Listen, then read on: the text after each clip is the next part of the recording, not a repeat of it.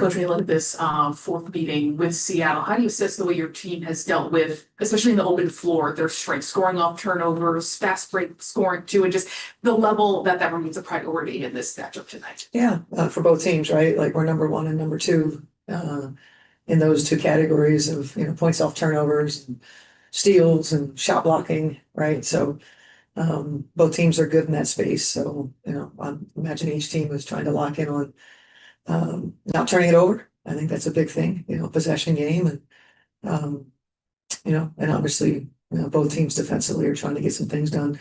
So I expect a knockdown drag out.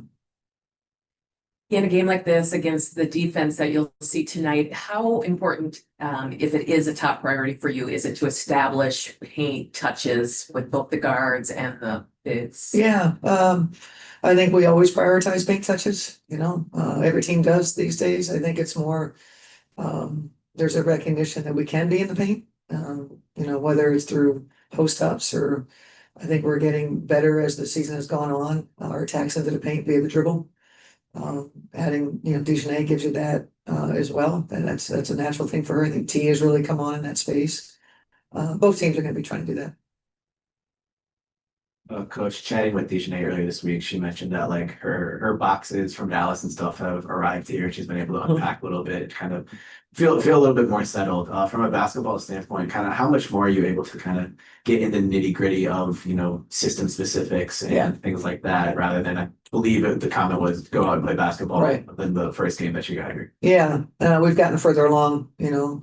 Boxes are unpacked on the basketball side too. In that. We're learning more about each other. She's asked a ton of questions along the way. Some of the things that we're learning more about her. We're trying to give her some coaching tips here and there, and we're further along in the conversations that we had when she met us in Seattle for that first game where we said, "Look, don't think, just go play." And that's a space that we all should be in all the time. Don't think, just go play. But I think her understanding of what we're doing obviously increased a lot.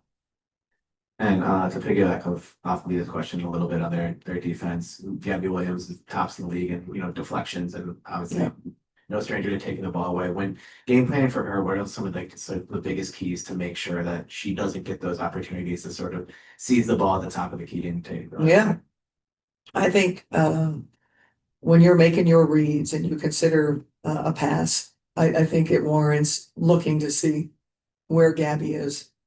And if you don't see her, you probably shouldn't throw the pass you're about to make because she's coming. And she's just terrific at, anticipating, next passes. We've done a decent job in that space, but I can think of a couple, that, we make a pick and roll read and we think somebody's going to be open at the top and she just goes flying and shoots a gap because she knows that's what we're going to throw it. And so can't give her those. As you mentioned, she does that well, and streaks down the floor. So hopefully we'll limit that. Thanks. Yep. Yep. You're welcome.